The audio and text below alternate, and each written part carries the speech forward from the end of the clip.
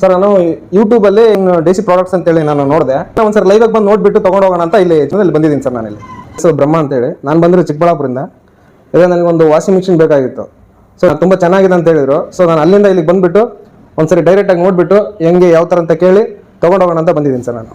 ಇವಾಗ ಇದು steel washing machine. ನಾನು ಯೂಟ್ಯೂಬಲ್ಲಿ ನೋಡಿದಾಗ ನಾನು ಆ್ಯಕ್ಚುಲಿ ಸ್ಟೀಲ್ ವಾಷಿಂಗ್ ಮಿಷಿನ್ಗೆ ನಾನು ಇಷ್ಟ ಆಗಿದ್ದು.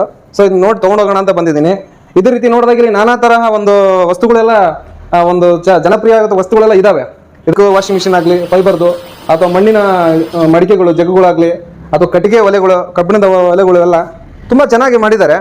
ಒಂದಕ್ಕೊಂದು ಯಾವುದು ಇಲ್ಲಿ ನಮಗೆ ನಾವು ಯಾವುದಕ್ಕೊಂದು ನೋಡೋಕಂತ ಬಂದರೆ ಇನ್ನೊಂದು ಬೇರೆ ವಸ್ತುಗಳು ಸಹ ನಮಗೆ ಇಷ್ಟ ಆಗ್ತಿದೆ. ನೋಡಿ ಇದೆಲ್ಲ ಬಾಯ್ಲರ್ಸು. ನೀವು ನೋಡ್ತಾ ಇದ್ರೆ ತುಂಬ ಖುಷಿ ಆಗುತ್ತೆ. ಮನೆಗೆ ಒಂದು ಕಡಿಮೆ ವೆಚ್ಚದಲ್ಲಿ ಬಳಸೋಕ್ಕಂಥ ಒಂದು ವಸ್ತುಗಳು ತುಂಬ ಚೆನ್ನಾಗಿದೆ.